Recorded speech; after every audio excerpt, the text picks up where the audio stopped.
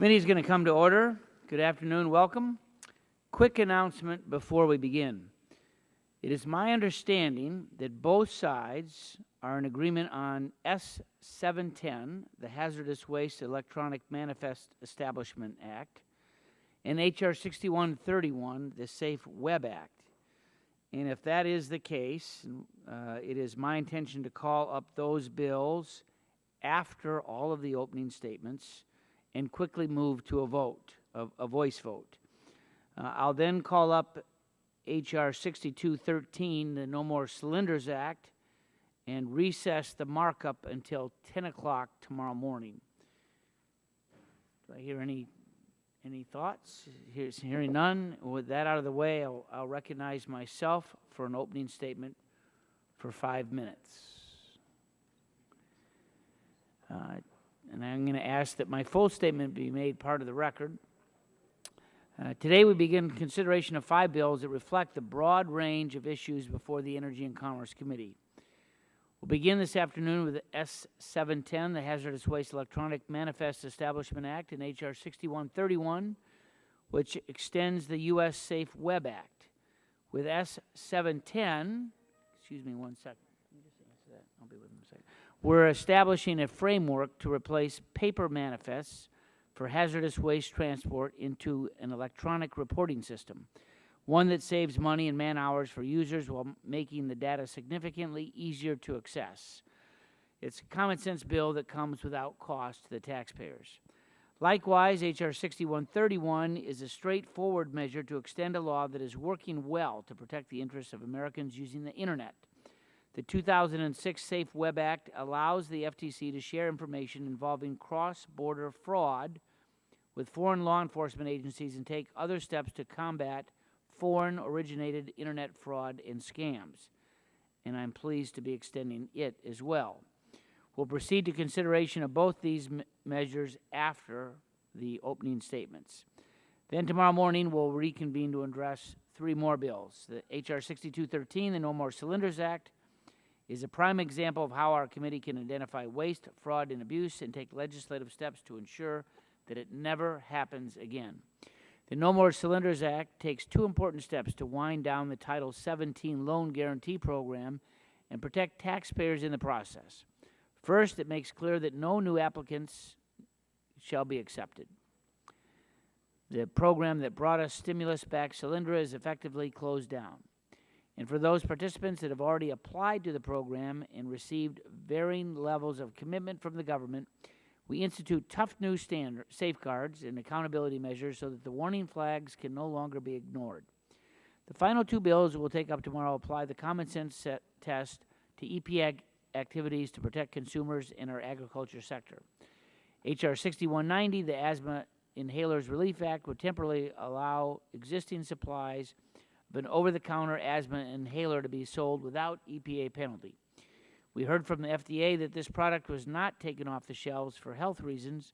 It was taken off the shelves because of the EPA's unwillingness to grant a brief window of flexibility for patients to access existing supplies. Temporarily allowing patients to access the remaining stock is a simple solution. Finally, H.R. 6194, the U.S. Agriculture Sector Relief Act, calls on EPA to secure the critical use exemptions our nation is entitled to so that farmers who demonstrate a need can access the crop fumigant known as methyl bromide. Thank my colleagues for their efforts as we move forward on these 5 important measures, and you would yield 5 minutes for an opening statement to the gentleman from Massachusetts, Mr. Markey. I thank you very much. And I come here to talk of the loan guarantee program. The bill that we are taking up is one of the greatest political frauds of all time. It is a monument to the Republican-led worst environmental Congress in history. It is a monument to the complete and total takeover of the Republican Party's energy agenda by big coal and big oil. If cynicism were an Olympic sport, the GOP would win the gold. Republicans have wasted almost a year of taxpayers' time dancing on the grave of the Solyndra loan guarantee. They have said that the department moved too fast, too carelessly, even illegally when it granted Solyndra's loan guarantee. They've even alleged that the Obama administration's funding for renewable energy was motivated by political cronyism and that the funds were used to outsource jobs. Republicans seem to have forgotten that the loan guarantee program was created at 2:30 a.m. in the morning in this room when the Republican co-chairs of that conference offered an amendment during the energy bill conference to find some way for the federal government to fund the nuclear power plants that Wall Street found too risky to invest in. I unsuccessfully offered an amendment to strike the Domenici language. But in the end, the DOE loan guarantee program was a creation of House and Senate Republicans. But it wasn't enough for the nuclear industry. Oh no, the nuclear industry wanted more. The Nuclear Energy Institute even urged DOE to change its regulations so that private investors could get paid back before taxpayers in the case of default. The very thing DOE agreed to do to try to salvage the Solyndra loan guarantee is what the Nuclear Energy Institute asked them to do. So what caused this change of heart? What happened is that President Obama took office and decided to pursue a real all-of-the-above energy strategy that would support both renewable energy and nuclear power. And the nuclear industry and the coal industry recoiled in terror. They don't want any real competition. They don't like the fact that new wind power is cheaper than new coal or nuclear plants. They're scared to death that solar deployments will continue doubling every year. So when one solar company that received a loan guarantee got into financial trouble, the Republicans smelled blood. Republicans claim that the No More Solyndras Act will put an end to the DOE loan guarantee program. They claim that this bill will ensure taxpayers are never again on the hook for risky government bets. But they've ignored one very inconvenient truth. This bill should actually be called the $76.5 billion for Nuclear Solyndras Act of 2012, because that is how much money that all of the nuclear loan guarantee applications are currently at the Department of Energy are worth. That includes loan guarantees for companies that are almost bankrupt, and loan guarantees for companies whose projects are already $1 billion over budget. Nothing in this bill will prevent the Department of Energy from approving any of these applications. It is time we have some truth in GOP advertising. This bill does not end the loan guarantee program. It does not prevent DOE from making awards to the riskiest companies with the riskiest of projects. If Republicans want to end the loan guarantee program, they should be acting on a different piece of legislation. And for the chairman to say that this program is effectively closed down with the exception of $76 billion in loans to nuclear companies, it's like saying I'm on a diet except for the 5 hot fudge sundaes with whipped cream I'm going to be consuming each day for the next 2 years. That is no diet.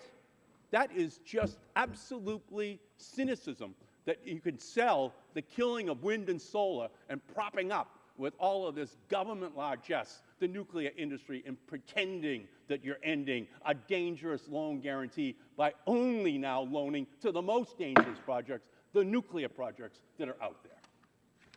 Thank you. Chair would recognize the gentleman from Texas for an opening statement. Thank you, Mr. Chairman, for bringing these important bills before the full committee.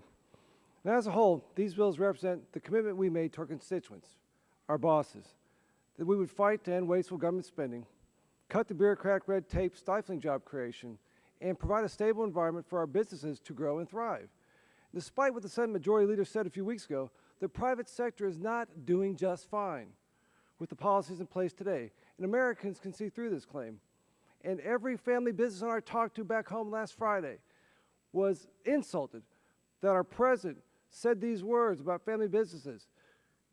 If you've got a business, you didn't build that, somebody else did. They were demeaned by those comments. The Democrat leadership in Washington is out of touch with the American people.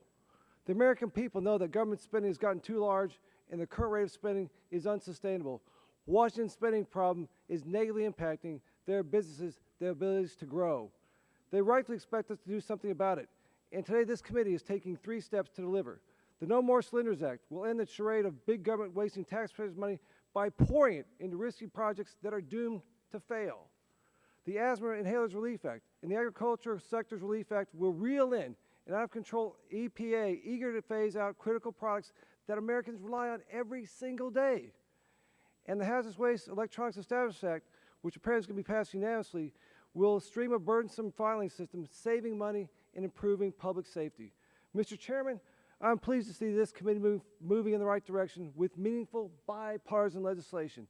I hope the Senate will follow our lead. I urge my colleagues to support this bill. Yield back the balance of my time. Chair would recognize the gentleman from New Jersey for an opening statement. Thank you, Mr. Chairman. I'm going to keep my remarks brief, but it's critical that I voice my opposition for the record to the inclusion of H.R. 6190, the Asthma Inhalers Relief Act of 2012, on the list of bills being marked up today. Upon notice of the markup, my staff and I reviewed the information regarding the bill and its process and determined that the Health Subcommittee membership should have been given an opportunity to review the merits of the bill at a hearing. I asked Chairman Pitts today that the bill be removed from the docket, and I'll reiterate that request of you, Mr. Chairman. The bill before us would overturn an FDA 2008 rulemaking that determined that Primatene Mist is not essential and would be taken off the market at the end of 2011. Primatene Mist has been off the market since the end of last year. However, Armstrong, the maker of Primatene Mist, has an inventory of leftover Primatene Mist, and Representative Burgess's legislation would allow Armstrong to sell its remaining inventory. Representative Whitfield held a legislative hearing on this proposal in the Energy and Power Subcommittee, and although he invited the EPA to submit written testimony, he did not invite the FDA to testify. In addition, the testimony at the hearing centered on the question of whether patients would benefit from access to the remaining inventory of Primatene Mist. In fact, no testimony was received from an environmental stakeholder on the bill. At the hearing, the American Thoracic Society opposed the bill, the American Lung Association, and a range of physician and patient advocacy groups submitted letters opposing the bill as well, and the majority had a single doctor testifying in favor of the bill. To that regard, I'd like to enter into the record a letter from a group of medical and public health organizations who have written in strong opposition to allowing this product to return to the market. I don't know, you have seen it, so I would ask that that be entered into the record, Mr. Chairman. Objection.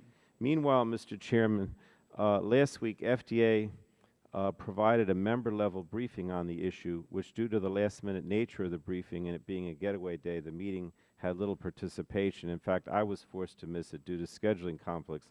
At that meeting, however, members should know that FDA staff expressed serious concerns about the legislation and its potential impacts on patients, yet those concerns, unfortunately, are not a part of any official committee record. So as you can see, my point, Mr. Chairman, is that this clearly is a health issue regardless of the text of the bill. I know the bill references the Clean Air Act, but I think that it's clear from the testimony that this is a health issue.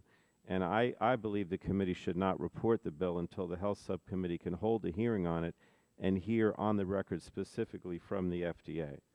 Thank you, Mr. Chairman. Chair would recognize the gentleman from Texas, Dr. Burgess, for 3 minutes for an opening statement. I thank the chairman for the recognition. I ask unanimous consent that my entire statement be made a part of the record. And I'm going to confine my remarks to H.R. 6190, the Asthma Inhaler Relief Act. You know, Mr. Chairman, in many ways, I wish we didn't even have to consider this. I wish it had been possible to work with the Food and Drug Administration, the Environmental Protection Agency, but our request to those agencies were ignored for well over a year's time. And it was only because we brought this legislation to the subcommittee that we were able to get any attention from the federal agencies at all. And the gentleman was quite correct. The Food and Drug Administration was here at this very table last week before the legislative week ended. And I got to tell you, Mr. Chairman, I was just stunned by the level of administrative arrogance that was displayed at this table. Now, the gentleman has a question about the safety of inhaled epinephrine. Inhaled epinephrine, racemic epinephrine, has been available to asthma patients for 60 years. If the Food and Drug Administration thought this product was defective or dangerous, then they have an obligation to withdraw it from the market, but they have not done that. There is no procedure that the FDA is following right now to remove the product from the market. And I got to tell you, Mr. Chairman, I'm still mystified as to why this particular product has come under such intense and withering criticism from the administration. It really makes no sense. We're talking about an asthma patient having access to a rescue inhaler in the wee hours of the morning without a prescription. What's so hard about that? Now, some have argued on the other side that, hey, look, we've got these new aerators that are going to become available, and they'll be able to use epinephrine without any propellant at all, and you just have a perfume bottle that you'll squeeze. That's great. When are those going to be available? How come they're not available now? The fact of the matter is that the letter provided to this committee from the company that has one of those nebulizers that's going to come on the market thinks they'll have it in August or September. But even then, it will only be limited distribution. What's wrong? What's wrong with allowing the existing stock of CFC-containing asthma inhalers to be available to asthma patients until we do have a replacement? The overlap would, in fact, be very, very small if we allowed these products to continue to be sold between now and August of next year. At that time, the new company ramps up its nebulizer product, has it available in more and more pharmacies, and asthma patients don't suffer. But the fact of the matter is, there's 3 million people that depend on an over-the-counter asthma inhaler product in order to relieve their symptoms from time to time. These are not people that are on chronic treatment with asthma with Primatene inhalers. These are people who use this as a rescue inhaler when they have a problem. Now, some people may say that it's up to that individual to establish a relationship with a physician or a clinic and maintain a prescription. Well, that'd be great if everything always worked out, but it doesn't. This is like having a rescue, a life preserver for that asthma patient in the middle of the night, where they're able to go purchase a product that's perfectly legal over the counter and treat their symptoms. It's been going on for 50 or 60 years. I don't know why we have to bring a stop to it now. And I'll yield back the balance of my time. Gentleman's time has expired. Chair would recognize the gentleman from Texas for an opening statement for 5 minutes. Thank you, Mr. Chairman, for holding the markup today. And I want to start by stating my strong support for our amendment to S710, the Hazardous Waste Electronic Manifest Establishment Act. I have long advocated the establishment of e-manifest system, and I'm pleased that not only the Environment and Economy Subcommittee passed the legislation that would create this system, but that we worked on this bill in a bipartisan and transparent manner. I want to thank Chairman Shimkus and Ranking Member Waxman's staff for working with us on this. It's not very often that that not only we agree on a product, but that both the industry and the environmental community agree on it as well. The benefits of an electronic manifest are obvious, ranging from reduced paperwork and administrative burdens to millions of dollars that such a system could save. More importantly, though, with e-manifest, we will ensure that hazardous waste is successfully tracked and managed from its generation to its final destination. This is a good bill, and I hope we quickly move it on to the floor. With the Senate having passed their bill last August, time is of the essence. An e-manifest bill starts stands in stark contrast to the so-called No More Solyndras Act. The majority has an opportunity to work on a bipartisan matter and actually fix the problems with the loan guarantee program. I offered an amendment last week that was supported by some of my Republican colleagues that would allow this program to be fixed. Under the current draft, the Department of Energy must send loan guarantees to applicants from no later than last year. This bill is a no-win. Some want to end the loan guarantee program entirely, but the current bill doesn't do that. Others want to reform the program so it will be well-functioning and ensures the government is a good caretaker of the taxpayers' money. This bill also doesn't do that. Instead, the bill is requiring the money to be spent inefficiently, not on technology that is emerging today or tomorrow, but on technology that could have been funded last year. It's possible that this is the best way. It's possible that this is the best way to spend the money, but this bill hamstrings the government from making better investments. It might mean more security for the taxpayer just because of the date stamp on the envelope. This is not responsible legislating. I urge this committee to work together as we did on the e-manifest and safe web bills to pass a cylinder bill out of this committee that would actually protect the taxpayers and provide common sense policy for the executive branch to follow. And again, I thank you, and I yield back my time. Chairman yields back. The chair would recognize the gentleman from North Carolina, Mr. Butterfield, for an opening statement for 5 minutes. Thank you, Chairman Undertaking, for holding today's markup on several pieces of legislation related to energy, environment, and consumer protection issues. In an effort to expedite today's opening statements, I will only discuss 2 of them. Shortly following these opening statements, we will begin consideration of H.R. 6131, the U.S. Safe Web Act.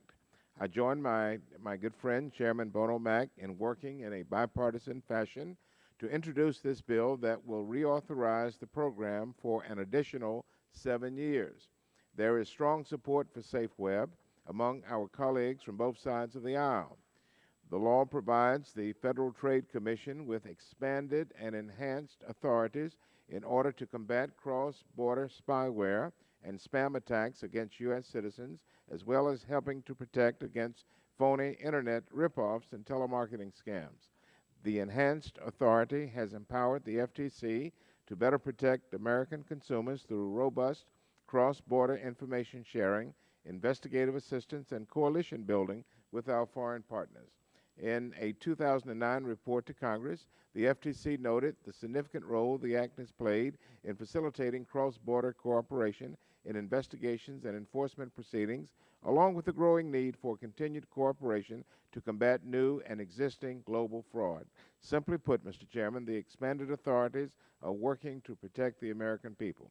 While I support these important consumer protection provisions being extended, I join with the chorus of all of the current FTC commissioners of both political parties in calling for this reauthorization to be continued in perpetuity.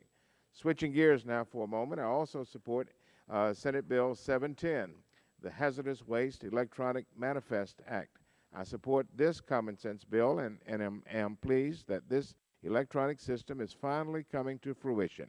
Since 2001, the EPA has proposed a nearly paperless manifest system which could reduce the paperwork burden on states and industry by over $190 million per year. I support improving the hazardous waste manifest system to an electronic-based system that will reduce the burden on industry and state and federal governments and save hundreds of millions of dollars each year. About 6 years ago, in the town of Apex, North Carolina, which is actually located in Congressman David Price's district, that town was rocked with a series of powerful explosions at the town's environmental quality company facility, where they consolidated hazardous waste for transfer and disposal. First responders arrived on the scene quickly, but the paper manifest stating what kind of hazardous waste was on site and where it was located were engulfed with the rest of the facility. It became clear to Congressman David Price that paper manifests were worthless if they were inaccessible in an emergency situation. To that end, in the 111th Congress, Congressman Price introduced the Hazardous Waste Electronic Manifest Establishment Act to attempt to address this very issue. I appreciate Congressman David Price's work on this very important matter, and I know he shares our view that this legislation is of critical importance to the safety of all Americans. I thank you for the time, Mr. Chairman, and I yield back. Chair, the gentleman yields back. Seeing no other members wishing to make an opening statement, the chair would call up S710 and ask the clerk to report. S710, as reported by the Subcommittee on Environment and the Economy on July 26, 2012. And without objection, the first reading of the bill is dispensed with and will be open for amendment at any point, so ordered. And I would ask unanimous consent to put in 3 letters of support from the, for the legislation into the record without objection. Mr. Green, do you wish to say anything? No, Mr. Chairman, I appreciate you moving at least 2 of these bills pretty quickly. Very quickly. Seeing no amendments, the question now occurs on favorably reporting S710 as amended to the House. All those in favor will say aye. Aye. Those opposed say no. The ayes appear to have it. The ayes have it, and the bill is favorably reported. Chair now calls up H.R. 6131 and asks the clerk to report. H.R. 6131, to extend the Undertaking, Spam, Spyware, and Fraud Enforcement with Enforcers Beyond Borders Act of 2006 and for other purposes. And without objection, the first reading of the bill is dispensed with and will be open for amendment at any point, so ordered. Are there any amendments? Seeing none, the question now occurs on favorably reporting H.R. 6131 to the House. All those in favor will say aye. Aye. Those opposed say no. Ayes appear to have it. The ayes have it, and the bill is favorably reported. The chair now calls up H.R. 6213 and asks the clerk to report. H.R. 6213, to limit further taxpayer exposure from the Loan Guarantee Program established under Title 17 of the Energy Policy Act of 2005. Without objection, the first reading of the bill is dispensed with. It will be open for amendment at any point, so ordered. And without objection, the staff is authorized to make technical and conforming changes to all the bills approved by the committee today, the 2 earlier ones, so ordered.